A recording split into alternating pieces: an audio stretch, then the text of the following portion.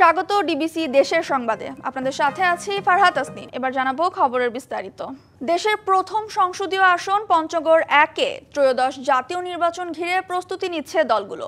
জনসভা, কাউন্সিলের মধ্য দিয়ে নানা রাজনৈতিক কর্মকাণ্ডে দলীয় কর্মীদের চাঙ্গা রাখার পাশাপাশি সাধারণ মানুষের দুয়ারে দুয়ারে যাচ্ছেন বিএনপি নেতাকর্মীরা।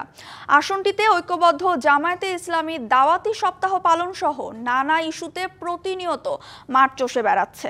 এদিকে সাধারণ মানুষের দ্বারে দ্বারে দলের প্রচারণা ও জনসমর্থন আদায়ে ব্যস্ত এনসিপি। ব্যানার, পোস্টার সহ গণসংযোগ চালাচ্ছে অন্য দলগুলো। ৫ উপজেলা নিয়ে গঠিত পঞ্চগড় জেলায় সংসদীয় আসন দুটি। সরকার পতনের পর থেকেই আসন দুটিতে বদলেছে রাজনীতির হিসেব নিকেশ।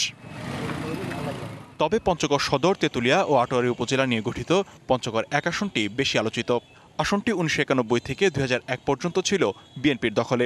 ২০১৪-তে আওয়ামী লীগ জোটগত কারণে আসনটি ছেড়ে দেয় জয় পায় জাসদ। এছাড়া ২০০৮, ২০১৮ ও ২০২৪-এ এই আসনে শাসন চালায় আওয়ামী লীগ। পট পরিবর্তনে আওয়ামী লীগ শূন্য রাজনীতির ময়দানে আগামী জাতীয় নির্বাচন ঘিরে আসনটিতে সরব বিএনপি, জামায়াত ও নতুন দল এনসিপি। যৌথ কর্মী সভা, কাউন্সিল সহ একাধিক কার্যক্রমের মাধ্যমে ৩১ দফা নিয়ে মাঠ চষে বেড়াচ্ছে বিএনপি। তবে এ আসনে দলটি নওশাদ গ্রুপ ও আজাদ তৌহিদুল গ্রুপে বিভক্ত। গ্রুপিংয়ের কারণে একে অপরের অনুষ্ঠানে অংশ নিচ্ছেন না কেউই। তবে কোন দল থাকলেও আসনটি বিএনপির দখলে থাকবে বলে আশা নেতাদের।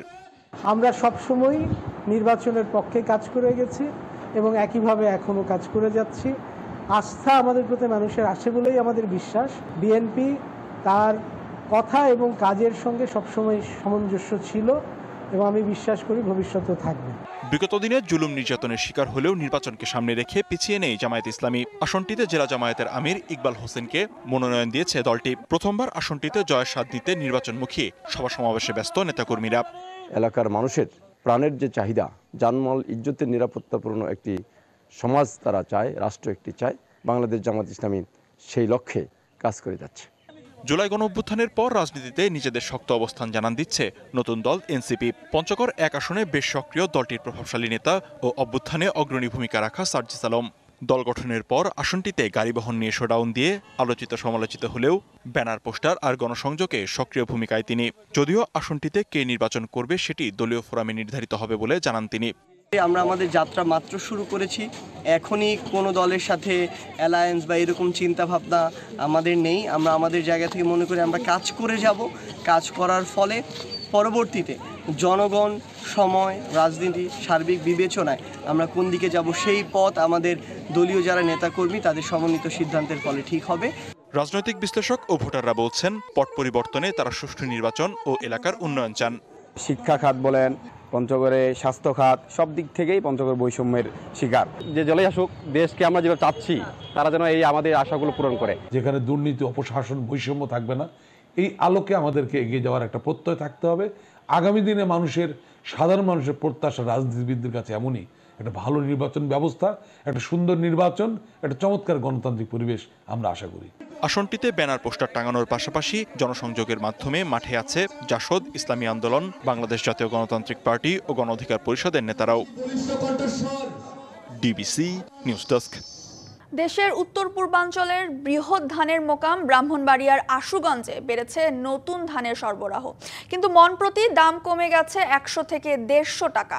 কৃষক ও পাইকারদের অভিযোগ, নজরদারির অভাবে বঞ্চিত হচ্ছেন ন্যায্য মূল্য থেকে।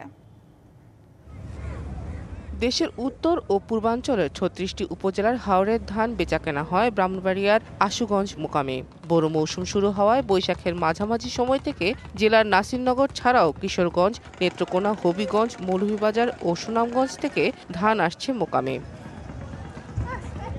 ২ সপ্তাহ আগেও মোকামে ভালো দাম ছিল, কিন্তু বর্তমানে প্রতিমন চিকন ধান ১০৫০ এবং মোটা ধান বিক্রি হচ্ছে ৮০০ থেকে ৮৫০ টাকায়। কাঁচা অনুযায়ী ধানের দাম ঠিক আছে, এরা লাভ করার জন্য এই কারণে এরা বলে কম কম।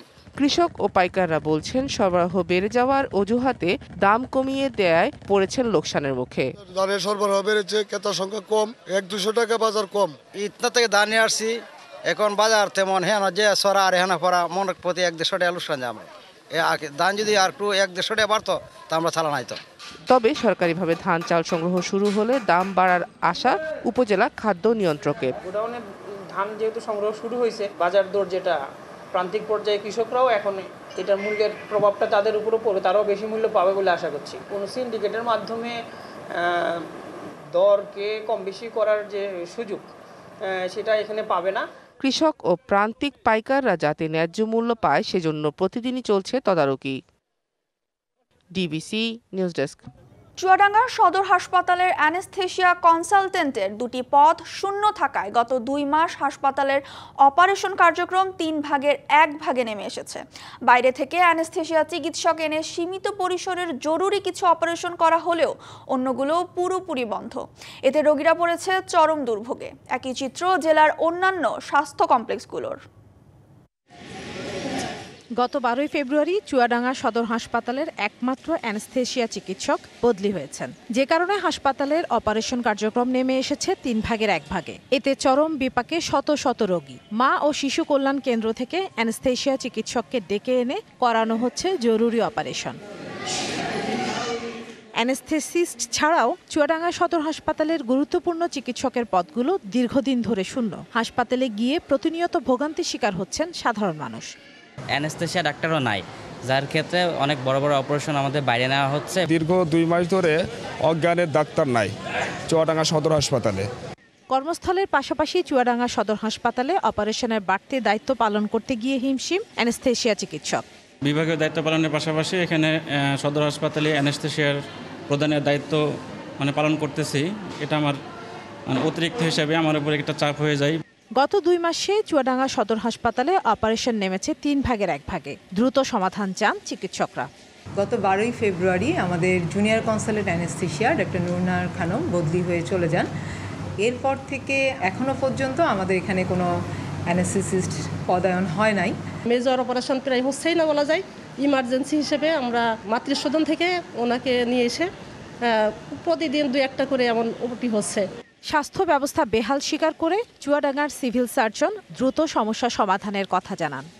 কোথাও মেডিকেল অফিসার বা আমাদের জুনিয়র কনসালটেন্ট যারা আছেন তাদেরকে আমাদের এই সকল উপজেলাতে পদায়ন করা সম্ভব হয়, স্বাস্থ্যসেবা আমাদের এই জেলার জন্য নিশ্চিত করা সম্ভব হবে। চুয়াডাঙ্গা সদর হাসপাতালে সাধারণত প্রতি মাসে প্রায় 1.5 শতাধিক রোগীর অপারেশন হয়। বর্তমানে সেটি নেমেছে 40-এ। DBC news desk. রাজশাহী বিশ্ববিদ্যালয়ে ছড়িয়ে পড়েছে ছোঁয়াচে রোগ স্ক্যাবিস। বিশ্ববিদ্যালয়ের আবাসিক হল ও মেসে থাকা শিক্ষার্থীদের মধ্যে ছড়িয়ে পড়েছে চর্মরোগটি। দ্রুত ছড়িয়ে পড়ায় স্বাস্থ্যবিধি মেনে চলার পাশাপাশি জরুরি চিকিৎসা নেওয়ার আহ্বান জানিয়েছেন চিকিৎসকরা। রাজশাহী বিশ্ববিদ্যালয় মেডিকেল সেন্টার। সকাল থেকেই আক্রান্ত শিক্ষার্থীদের ভিড়। কেউ সিরিয়ালে ডাক্তার দেখানোর জন্য দাঁড়িয়ে, কেউ বা ওষুধ পেতে অপেক্ষা করছেন। দীর্ঘ সারি দেখেই বোঝা যাচ্ছে ছোঁয়াচে রোগ স্ক্যাবিসের প্রভাব কতটা গুরুতর। কয়েকদিন ধরে শরীরে ব্যাপক চুলকাচ্ছে, লাল হয়ে যাচ্ছে। হাতের আঙুলে, পেটে এবং শরীরের কিছু স্পর্শকাতর জায়গায় চুলকানোর ফলে ফুলে গেছে অনেকের। ভিতরে অনেক চুলকায়, জ্বালা করে, মনে করেন যে ভিতরে যে কোনো কিছু গর্ত করতেছে এরকম ফিল হচ্ছে আর কি। সিমটমগুলো হচ্ছে যে চুলকাচ্ছে, প্রচন্ড রাত হলে বেশি চুলকাচ্ছে আর কি। হলে বলা যায় যে কম বেশি এটা সবারই হচ্ছে, যে যেহেতু এক রুমে 3-4 করে আছে সেহেতু এটা বেশি হচ্ছে।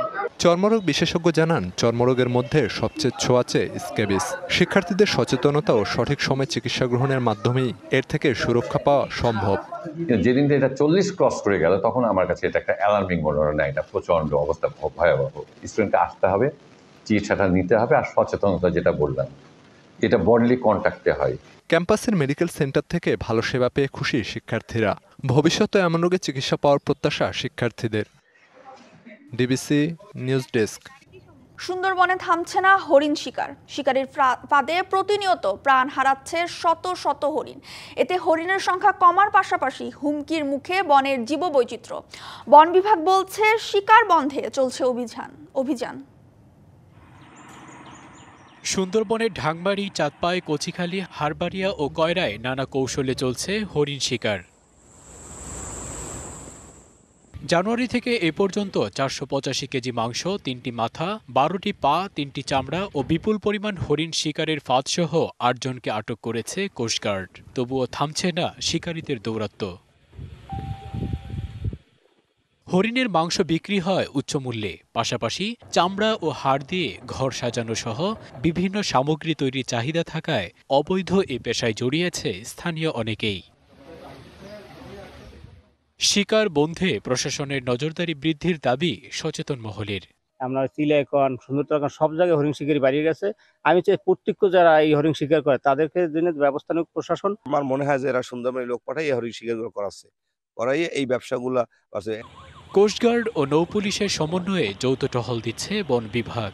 কোস্টগার্ড, বন বিভাগ এবং নৌপুলিশের যৌথ অভিযানের মাধ্যমে ৬০ কেজি হরিণের মাংস 2টি মাথা সহ একটা বাড়ি থেকে উদ্ধার করা হয়েছে এবং কোনো ধরনের হরিণের ফাঁদ উদ্ধার হয় বা এরকম কোনো নিউজ থাকে। যতদিন না পর্যন্ত এই হরিণ শিকারের রেশিওটা শূন্যের কোঠায় না আসছে ততদিন পর্যন্ত আমাদের এই ধরনের অভিযান অব্যাহত থাকবে এবং কেউ যেন এই ধরনের কাজে লিপ্ত হতে না পারে সে ব্যাপারে আমাদের প্রয়াস, আমাদের চেষ্টা অব্যাহত থাকবে।